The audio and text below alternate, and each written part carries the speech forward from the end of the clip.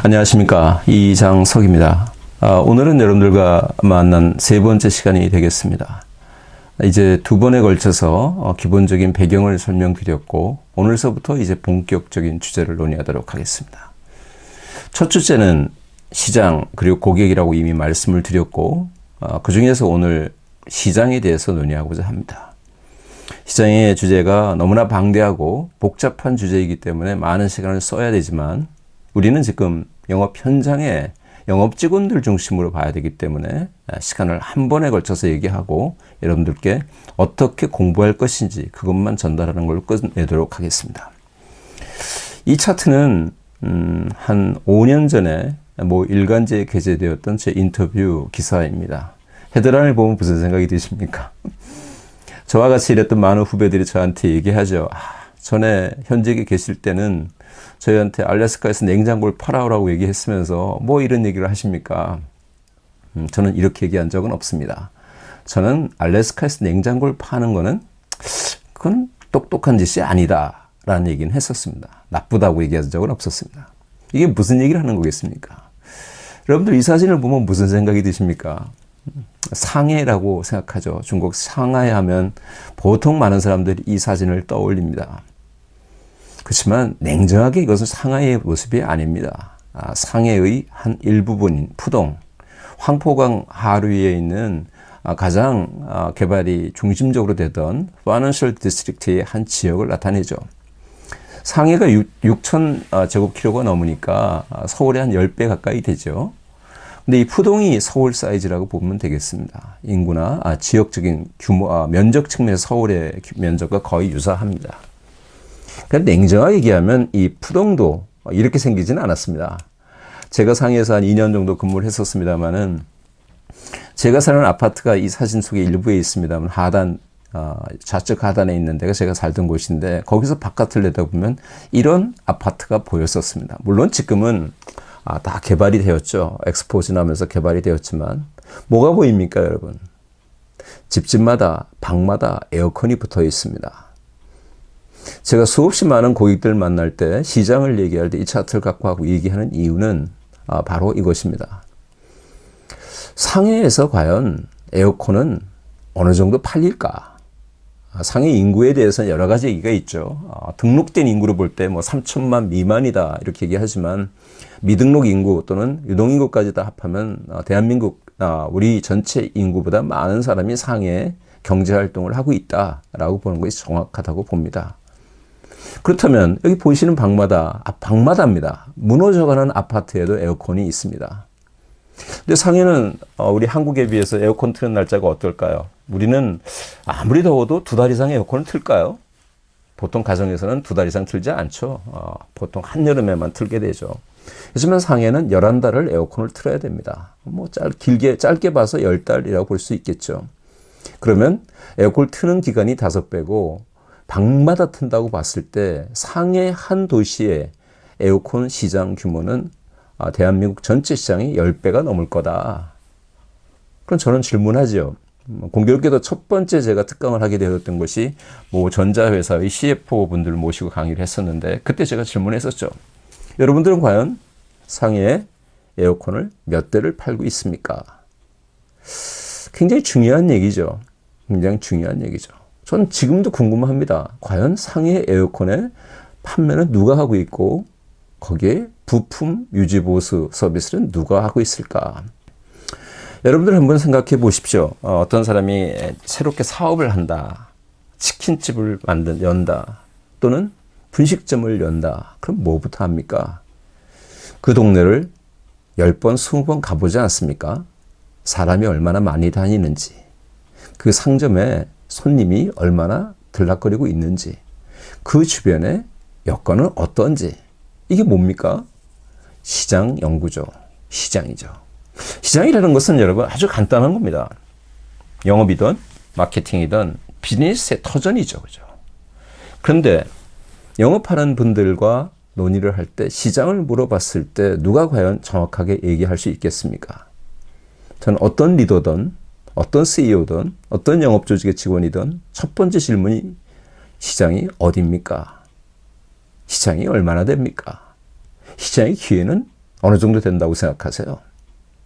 죄송하지만 우리 영업하는 사람들이 나의 목표는 정확히 알아도, 내가 해야 될 숫자는 정확히 알아도, 내가 가야 될, 내가 먹을 수 있는 시장의 크기는 잘 모른다는 겁니다.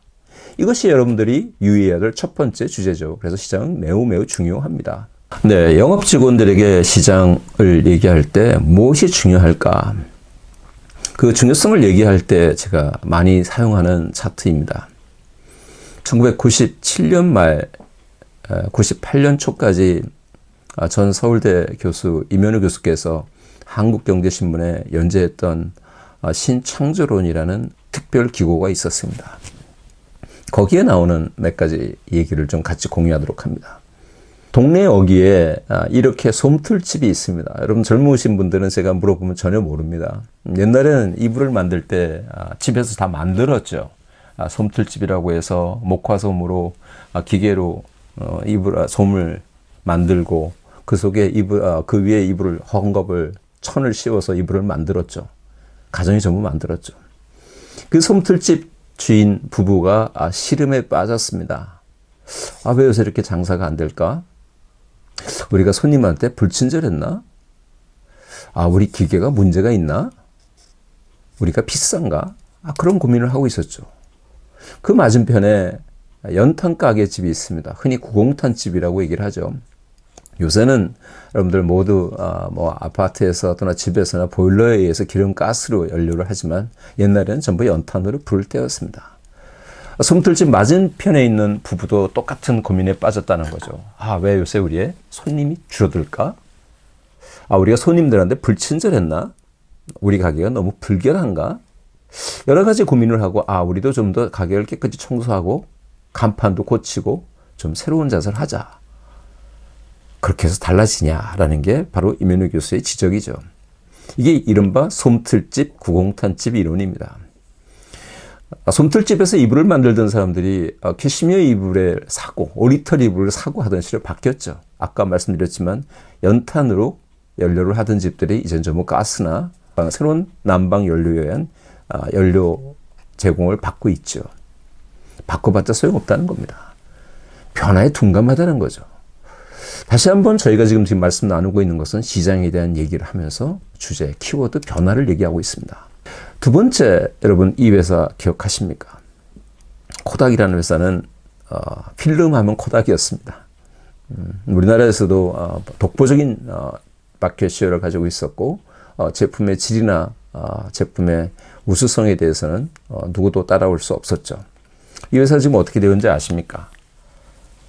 제가 강의 중에 많은 분들에게 질문하면 많은 분들은 이 회사 망했습니다 얘기를 하죠. 망하진 않았습니다. 2012년도에 법정 관리에 들어갔죠. 챕터 11 선고를 받았죠.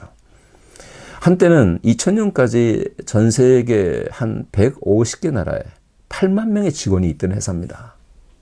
지금 회사가 거의 전망의 위기에 빠져 있는 상태죠.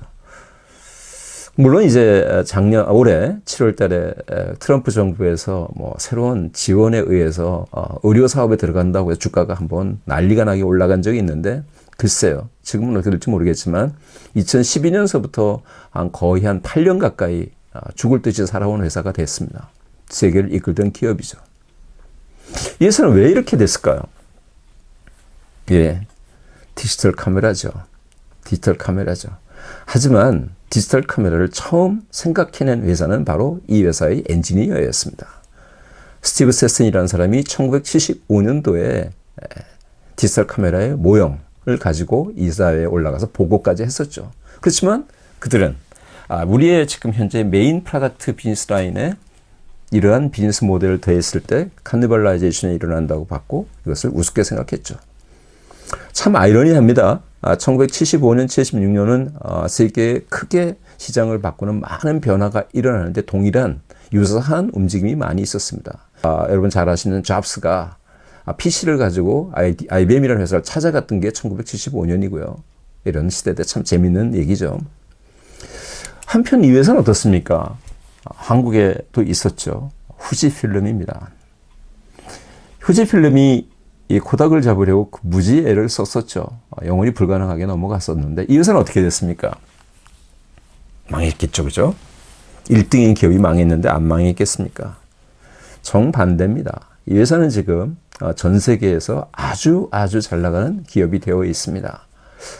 이 회사는 어떤 고민에 빠졌겠습니까? 시장의 변화. 3위 기업인 아그파가 망하는 걸 보고 이 비즈니스에 있어서 필름 비즈니스로서는 영속성이 없겠다라는 판단을 한 거죠. 그래서 무엇을 합니까? 새로운 비즈니스로 뛰어들었죠. 아시겠지만 필름의 주 원인이 여기에 주요 원료 중에 하나가 콜라겐이라고 하네요.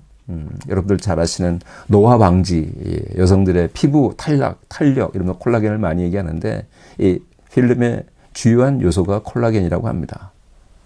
코몰이라는 새로운 CEO는 여기에 착안을 합니다. 그래서 의료시장, 화장품 시장에 뛰어들죠. 그리고 또 뭘 합니까? 더 이상 필름 이런 것이 아니라 우리가 가지고 있는 비즈니스의 영역을 어떻게 새롭게 재개척할 것이냐라는 것을 가지고 이미지 솔루션 또는 프린팅 시장의 임대 사업에 뛰어듭니다. 비즈니스 모델을 바꾼 거죠. 주력 사업을 바꾸고 주력 사업의 비즈니스 모델을 바꾼 거죠. 지금 이 회사가 아마 어느 정도일까요? 한 28조, 30조 정도 되는 매출을 올리는 회사를 바뀌어져 있습니다. 이미지 프린팅 쪽에 아직도 글로벌 리딩 컴퍼니죠. 물론 일본 회사입니다. 세계 1등을 나가던 기업, 그 1등을 못 잡던 기업의 운명이 불과 10년 사이에 이렇게 바뀌는 겁니다. 이게 뭡니까? 결국은 변화라는 키워드죠. 좀 가까운 얘기를 해볼까요? 여러분들 이 사진을 보시면 모르시는 분이 없지 않습니까? 이른바 밴딩 머신, 자판기라고 하죠. 제가 어떤 TV에서 뉴스를 하는 걸 보고 이것을 여러분들께 말씀드립니다. 한때는 이 자판기 한 대만 있으면 아이들 대학 공부시킨다 그랬죠. 좋은 빌딩에 좋은 위치에다 자판기 갖다 놓으면 거기 나오는 매출로 대학 등록금까지 만들던 시대가 있었습니다. 이 자판기가 지금 애물덩어리가 되어 있다는 거 아닙니까? 수없이 많은 자판기. 여러분들 지금 사무실에 자판기가 몇 대나 있습니까? 불과 15년 전만 해도 빌딩의 각 층마다 구성 코너마다 전부 자판기가 있었습니다. 지금 물론 지하철이나 이런 데 다니다 보면 자판기가 있습니다. 다양한 자판기가 있지만 여기 커피 자판기가 있습니까? 왜 그렇습니까? 이 자판기가 지금 어떻게 되어 있습니까? 이게 제가 모 방송에 나온 화면을 캡처한 건데 이렇게 창고에 쌓여가고 있다는 거죠. 하물며 이렇게 쌓아둘 창고가 없다는 겁니다. 그래서 애물단지가 되었다는 표현을 제가 쓴 겁니다.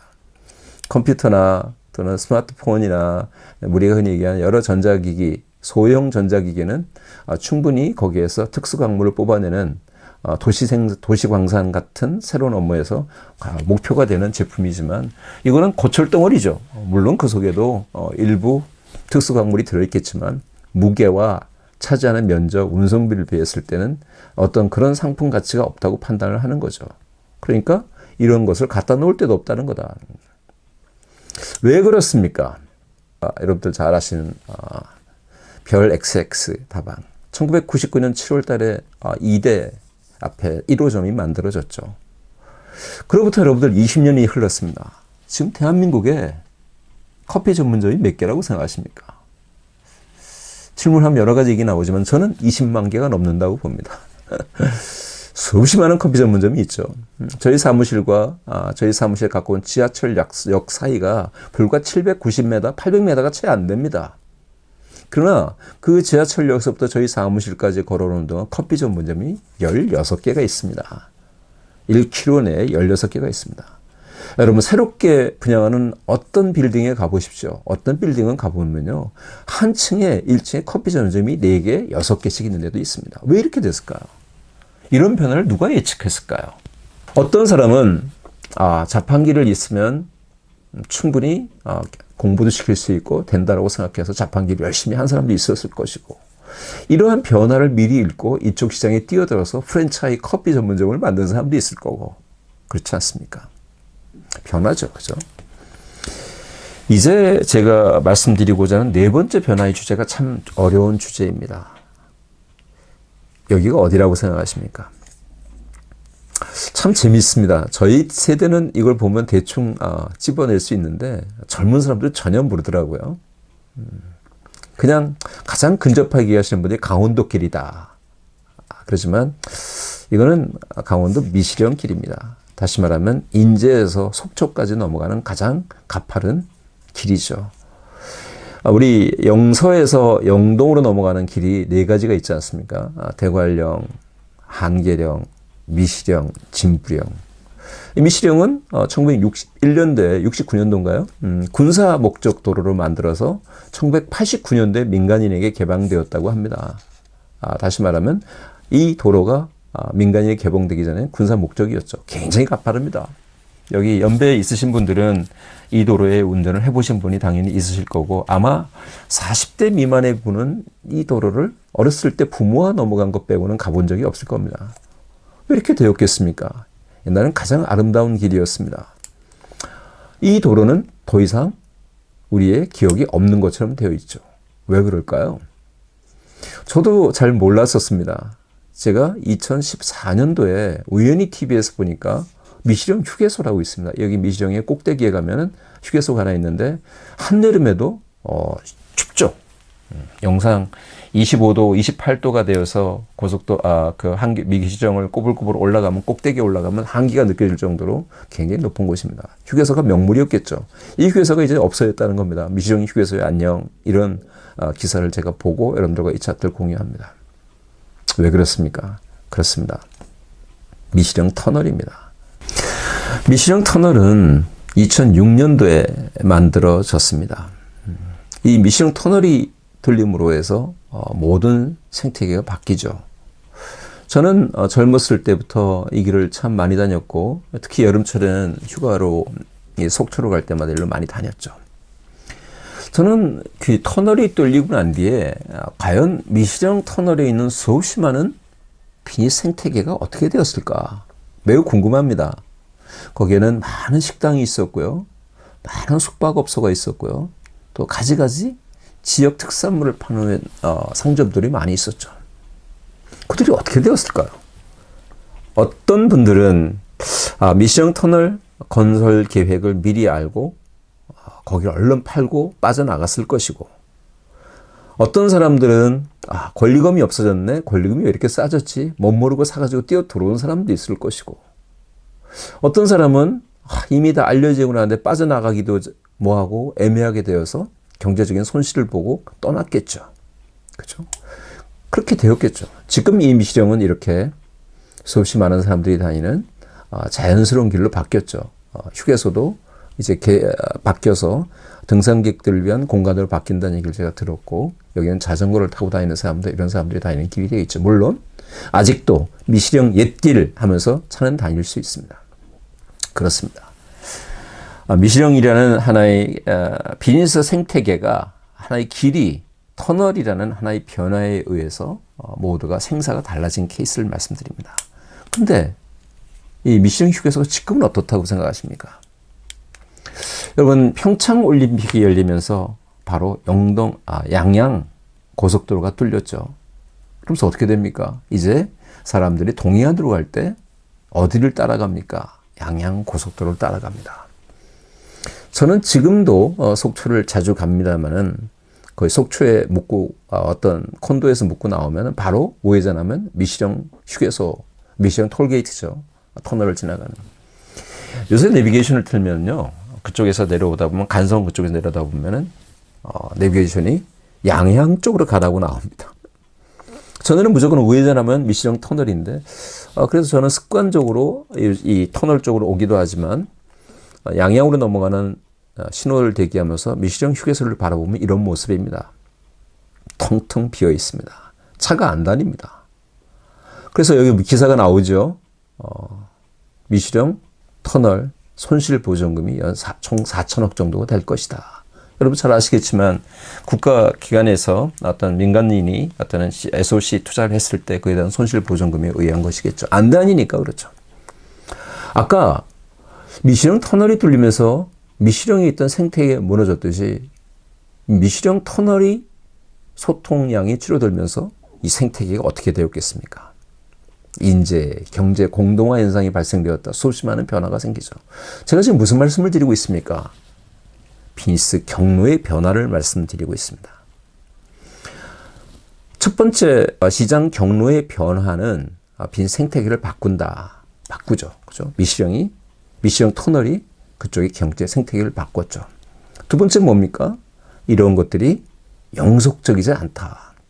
2006년도에 미시령 터널이 만들어지면서 그로부터 새로 생긴 경제 생태계가 영원할 것 같았지만 양양 고속도로가 뚫리면서 그쪽의 생태계는 또 한번 무너집니다. 두 번째는 뭡니까? 끝없이 바뀐다라는 걸 말씀드린 겁니다. 네, 지금까지 시장을 얘기하면서 제가 몇 가지 사례들을 공유했습니다. 이면희 교수께서 얘기하셨던 솜틀집 구공탄집 이론, 그 다음에 코닥의 사례, 그 다음에 커피 시장의 어떤 변화, 마지막에 어떤 길의 변화, 이런 것들을 말씀드렸습니다. 결국은 제가 여러분들께 드리고자 하는 영업 현장에 있는 사람들에게 시장을 얘기하는 것은 첫 번째 키워드는 바로 변화입니다. 변화하면 여러분들 이 차트에 익숙하시죠? 80년대 중후반서부터 변화하면 바로 개구리 이론이 나왔죠. 제겔치가 처음 썼던 유명한 얘기로서 개구리가 되지 마라. 개구리는 변온동물이기 때문에 온도의 변화에 따라서 자기의 체온을 거기에 맞춰가죠. 23.5도를 가장 좋아하기 때문에 그 속에 넣어놓고 1시간에 0.6도씩 서서히 온도를 올리면 100도가 되어도 200도가 되어도 개구리는 나올지 모른다. 결국 지가 익어간다는 거죠. 그래서 그런 개구리가 되지 말아라. 라는 게 이제 80년대 중후반서부터 시작해서 90년대 중반까지 한 10년에서 13년 정도 시장을 지배했던 변화의 이론이죠. 요새는 그것이 맞다고 생각하십니까? 이젠 더 이상 시장은 개구리에 1시간에 0.6도씩 바꿔서 시장을 바꿔하는 그런 형태의 변화가 아니죠. 지금 시장은 버닝 플랫폼입니다. 불타는 플랫폼 위에 서 있는데 여러분들 어떻게 하시겠습니까? 불이 나고 있는데 어떻게 하십니까? 살려면 바다에 뛰어드는 수밖에 없습니다. 그렇습니다. 앞에 여러 가지 사례들을 말씀드렸지만 기업의 변화라는 것은 너무나 급격히 온다는 거죠. 나도 모르는 사이에 나를 덮쳐버린다는 거죠. 그죠? 세계 1등 기업이 어느 한순간에 날아간다는 거죠. 갑자기 없었던 기업이 글로벌의 탑 10 기업에 뛰어드는데 걸리는 시간이 3년, 2년도 안 걸린다는 거죠. 여러분들 지금 수없이 많은 글로벌 리더들을 한번 더 보십시오. 그들이 이 시장의 중심에 서는데 과연 과거와 같이 오래 걸렸는가? 그리고 영원할 것 같았던 그런 시장의 리더들이 시장에서 얼마나 허망하게 쫓겨나고 있는가? 이 변화죠. 자, 첫 번째 키워드는 여러분들과 시장의 변화입니다. 시장의 이해, 시장에 대한 분석, 이런 것을 논의하면서 여러분들 이런 변화를 누가 가장 잘 알 수 있겠습니까? 바로 영업하는 우리들입니다. 시장을 해서 고객을 만나고 고객들과 전략을 논의하고 고객의 페인 포인트를 논의하면서 누구보다도 먼저 고객을, 시장을 이해할 수 있는 사람들이죠. 근데 과연 우리 영업하는 사람들은 이런 시장의 변화에 대해서 어느 정도 능동적이고 적극적이고 전략적으로 대응하는가? 저는 그게 가장 안 되고 있다고 생각합니다. 하나 일례를 말씀드리자면 10년 가까이 되죠. 어떤 부문을 맡고 있을 때 한 아주 성실한 직원이 한 명 있는데 이 직원을 보고 제가 의아한 게 있었습니다. 참 성실하고 열심하고 또 매니저의 피드백도 굉장히 좋았는데도 불구하고 흔히 우리 객관적으로 보는 어떤 자기가 원하는 자리에 아직 못 가 있다는 걸 제가 발견해서 의아하게 생각하고 있었습니다. 어느 날 제가 1대1 직원 면담을 할 때 그 사람을 불러서 한 40분 동안 얘기를 나눈 적이 있습니다. 말을 하다 보니 정말 생각했던 것보다 더 진지하고 성실한 직원이었습니다. 영업에 대해서 가치관도 분명하고 자기의 삶의 철학도 분명하고. 그래서 제가 마지막에 이제 그렇지만 제가 인터뷰를 통해서 알고자 했던 답은 얻지 못했죠. 과연 이 사람이 왜 남들이 생각하는 그런 정도의 자기의 뭐랄까 좀 표현이 이상하지만 파일을 얻어내지 못하고 있을까. 헤어지면서 제가 질문했습니다. 최 부장, 그런데 최 부장은 영업을 안 하게 되면 무엇을 하고 싶어요? 그랬더니 저한테 얘기하더라고요. 대표님, 저는 영업 말고는 할 수 있는 게 없습니다. 저는 전략적이지 못하고요. 체계적이지 못하고 사고가, 그래서 저는 열심히 성실하게 고객을 만나는 영업을 하는 것이 맞다고 보고 다른 일은 맞지 않다고 봅니다. 제가 그 말을 듣고 왜 이 훌륭한 직원이 지금 영업 조직에서 지금의 그런 위치를 가지고 있을 수밖에 없는가라는 답을 얻을 수 있었습니다. 제가 최 부장에게 이런 얘기를 했습니다. 최 부장, 아사다모가 왜 트리플 악셀을 그렇게 열심히 시도할까? 성공률은 별로 높지 않은데. 그랬더니 이 친구가 저한테 그럽니다. 무슨 말씀이시죠? 아사다모가 김연아를 이기려면 트리플 악셀을 성공하는 수밖에 없어서 하는 겁니다. 트리플 악셀을 성공하지 못하면 김연아를 못 이기니까 리스크가 있더라도 그걸 시도하는 겁니다. 최 부장이 영업을 사랑하고 영업 현장에서 자부심을 느끼고 잘하는 건 굉장히 좋은데, 진짜 영업을 잘하려면 최 부장이 가장 싫어하고 약하다는 전략적이어야 됩니다. 창의적이어야 됩니다. 영업하는 사람이 전략적이지 못하고 창의적이지 못하면 이른바 장돌뱅이가 됩니다. 이것이 여러분 영업 현장에 있는 수없이 많은 사람들이 가지고 있는 고민이죠. 영업은 전략, 시장의 변화 이런 주제를 어떻게 생각합니까? 그거는 우리 회사 임원들이, 전략 부서 직원들이 또는 마케팅 스태프들이 하는 일이라고 생각합니다. 그렇지 않습니다. 그러면 영업하는 사람들이 왜 이것에 어렵게 생각할까요?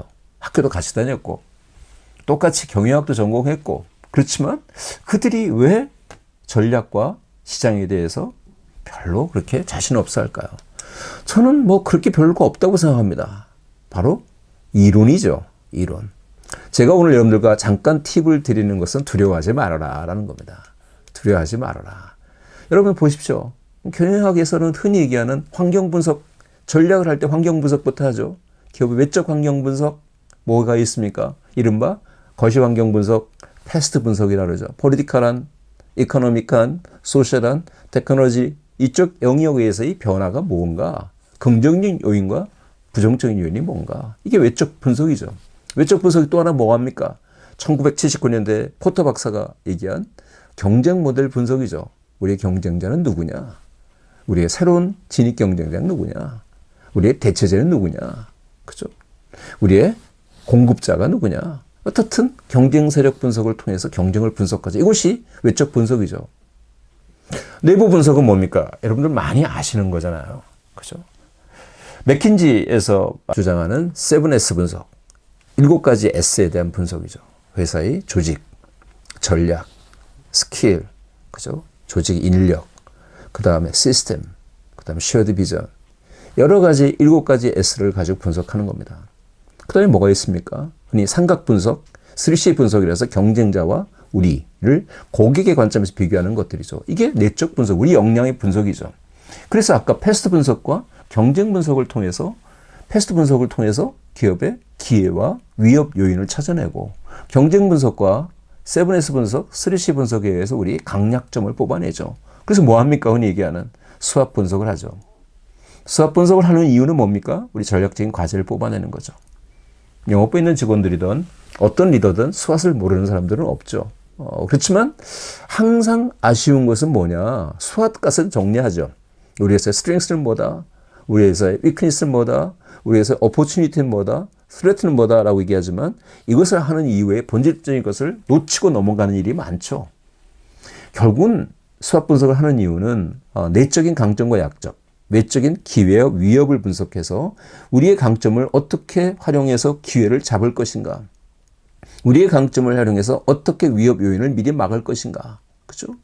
우리의 약점을 어떻게 보완해야지만 기회를 갖고 올 수 있을 것인가, 우리의 약점을 어떻게 잘 막고 대책을 수립해야지만 위협 요인으로부터 안전할 수 있는가, 이걸 분석하는 거죠, 그죠? 이런 것들에 대한 것들은 여러분 이미 다 알고 있는데 실행이 잘 안 되고 있다. 그 다음에 STP 전략을 수립하죠. 그러고 난 뒤에는 결국 뭐합니까? 전략 과제, 절대 성공 요인을 뽑아내고 마지막에 4P 이론에 의해서 제품, 그죠? 프라이스, 프로모션, 채널 전략까지, 프레이스 전략까지 수립하게 되고, 서비스에서는 이 4P에 3P가 더 더해지죠. People, Process, Physical Evidence까지 더해지는 7P로 전략을 짜죠. 복잡해 보이죠? 여러분 복잡해하지 마십시오. 일주일에 한 번씩 1시간만 여러분들 검색 엔진을 통해서 조회해 보십시오. 아, 내가 패스트 분석이 정확하지 않다. 이해가 분명치 않고 어떻게 활용하는지 모르겠다. 다 나옵니다. 패스트 분석은 어떻게 하는 것인지, 어떨 때 쓰는 것인지, 어떻게 전략적으로 적용할 것인지 사례도 많이 있고 자료도 많이 있습니다. 마찬가지입니다. 경쟁 세력 분석, 7S 분석, 3C 분석, 스왓에 대한 거, 그 다음에 STP, CSF, 4P, 7P. 이 꼭지별로 일주일에 1시간씩만 공부하시면 경영학에서 이른바 마스터 디그리를 가진 사람들이 가지고 있을 정도까지는 여러분들 충분히 갈 수 있다. 그래서 두려워하지 말아라. 영업하는 사람들이 이것을 하지 않고 옛날 학교 다닐 때 공부했던 것을 전부 반납하고 맨날 목표에 매몰되기 때문에 전략적이지 못한 거죠.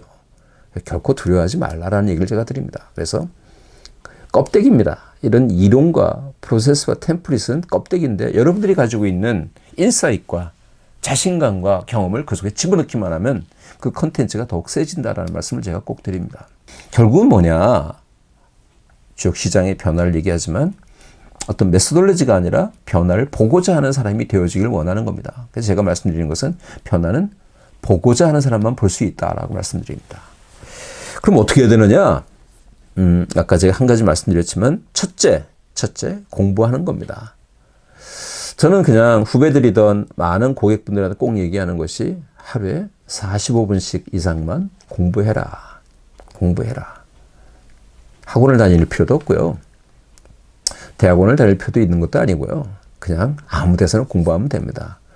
전철 타고 다니시는 분들은 45분 동안 이어폰 꽂고 어디에 검색 엔진을 통해서 동영상 검색 엔진을 통해서 들으면서 가면 됩니다. 아까 제가 말씀드렸던 거 그런 것들은 강의 자료를 들어도 되고 그런 거 발표 자료를 넘기면서 봐도 되고 충분히 할 수 있습니다. 옛날과 다르죠. 옛날에 이런 공부하려면 참 어려웠죠. 어디 가서 공부를 직접 듣거나 책을 읽거나 했어야 되지만 요새는 여러분들 얼마나 편합니까?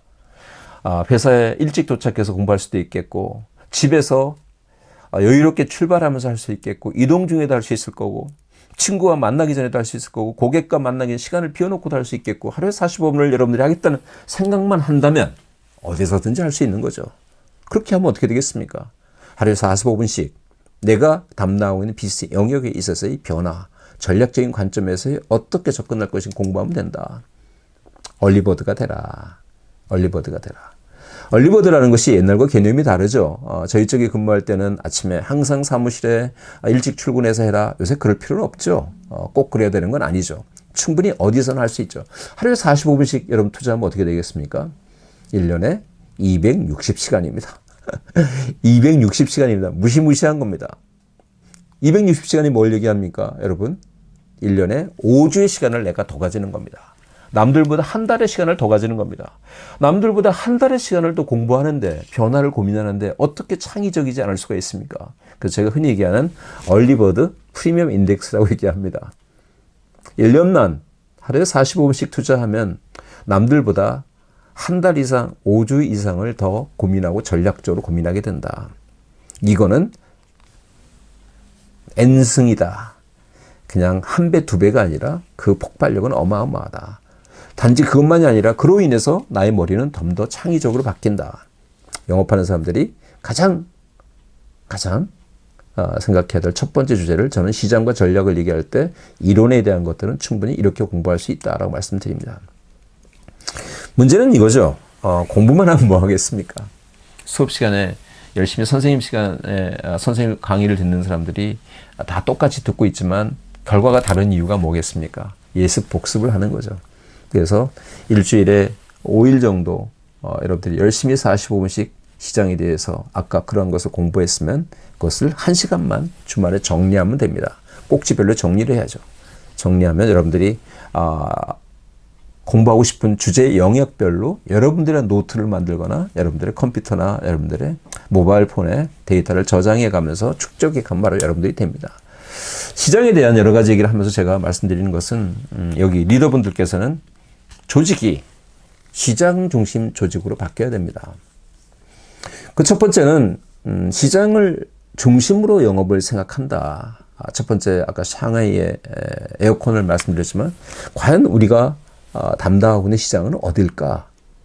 목표를 주기 전에 작년에 100을 했으니 올해는 10% 성장하는 목표를 한다가 아니라 작년에 100을 했는데 우리 시장이 아직도 가야 될 것이 많다면 10%의 성장이 아니라 어떻게 그것을 더블업 할 것인가, 더 캐치업할 것인가라는 것을 고민하고 전략적으로 고민하는 게 시작이죠.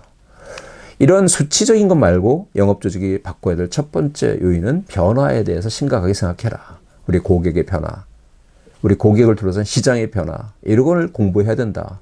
이걸 공부하는 것은 학위도 아니고 학문도 아니라는 거죠. 우리 주변에 있는 가용한 정보를 활용해서 공부하면 된다. 그래서 하루에 45분씩만 투자를 해봐라. 그 투자하는데 첫 번째 영역은 여러분들이 가장 자신 없어 하는 메소돌로지, 템플릿, 껍데기를 채워가는, 이해하는 시간을 먼저 쓰면 거기에 내용을, 알갱이를 집어넣으면서 여러분들과 시킬 수 있다. 이걸 제가 말씀드립니다. 그 다음에 이런 것을 바꾸는 것은 여러분들 얼리버드 정신, 뭔가 일찍 시작하는 이런 정신이다라는 말씀을 드리면서 시장을 얘기하고자 합니다. 시장의 이론을 제가 여러분들과 얘기하려면 여러분들이 맡고 있는 인더스트리 또는 여러분들이 맡고 있는 고객, 하고 있는 제품에 따라 너무나 다양하기 때문에 의미가 없습니다. 그렇지만 제가 드린 이 30분의 얘기는 인더스트리와 내가 맡고 있는 고객, 내가 맡고 있는 지역과 관계없이 동일하다라는 걸 말씀드리고, 이제 다음 주서부터는 고객에 대해서 논의하고자 합니다. 고객의 주제가 워낙 방대하기 때문에 제가 볼 때는 한 9회 정도 고객에 대한 얘기를 앞으로 진행하게 될 것 같습니다. 다시 오늘 세 번째 시장, 거창한 주제지만 아주 단순하고 아주 쉬운 주제를 갖고 말씀드렸다고 생각합니다. 그렇지만 이것이 전부 다라고 저는 생각합니다. 제 자신이 그렇게 경험했었고, 그로부터 제가 제 스스로 확신을 얻었고, 그렇기 때문에 자신 있게 여러분들에게 그걸 말씀드립니다.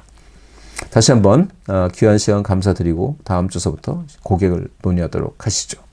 고맙습니다.